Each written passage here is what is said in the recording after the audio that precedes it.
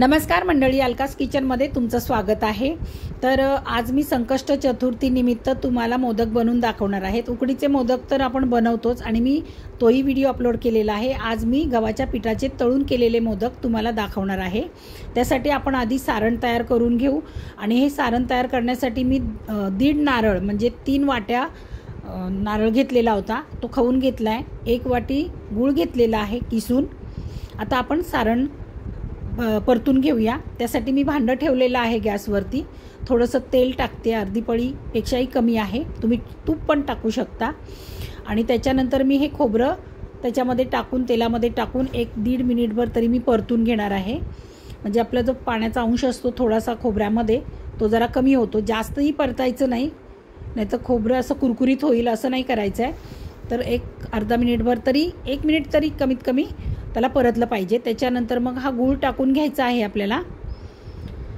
किसून घेतलेला आपण गूळ त्याच्यामध्ये टाकायचा आहे आणि गूळ टाकल्याच्या नंतर खोबरं आणि गूळ सगळं मिश्रण एकजीव करून घ्यायचं आहे आपल्याला। हे व्यवस्थित मिक्स करून घ्यायचं आहे।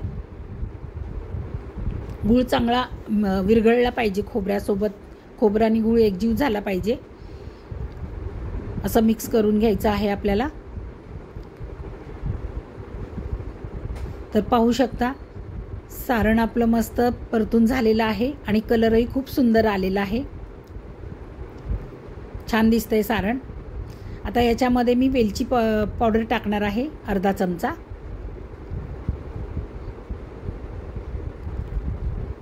आणि हे सगळं मिक्स करून घेणार आहे। वेलची पावडर टाकल्याच्या नंतर सुगंध तर फार छान येतोय।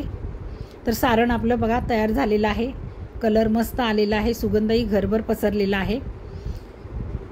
आता हे मी मोदक तयार करून घेतलेले आहेत। आपण गव्हाचं चपातीला पीठ मळतो ना, सेम त्याच पद्धतीने मळून मोदक तयार करून घेतलेले आहेत आणि आता मी ते तळून घेते।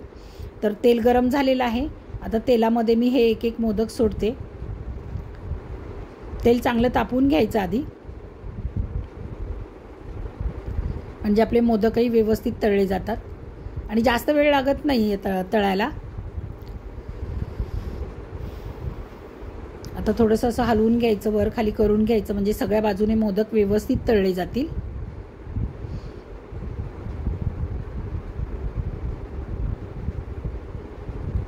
तर पाहू शकता मस्त कलर आलेला आहे, छान तळले गेलेले आहेत मोदक।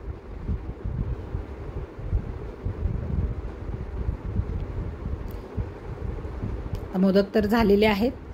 आता नैवेद्य दाखवून घ्यायचं आहे आपल्याला। गणपती बाप्पाला नैवेद्य दाखवून घेतलेला आहे आणि इकडे गणपती बाप्पाला नैवेद्य दाखवताना सिंबा तिकडून हळूच बघतोय, हळूच वाकून बघतोय काय चाललंय यांचं, काय करताय ते बघा।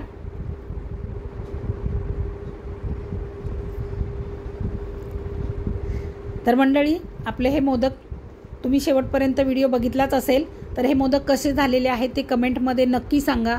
व्हिडिओला लाईक करा, शेअर करा आणि नवीन असाल तर माझ्या चॅनलला सबस्क्राईब करा। धन्यवाद।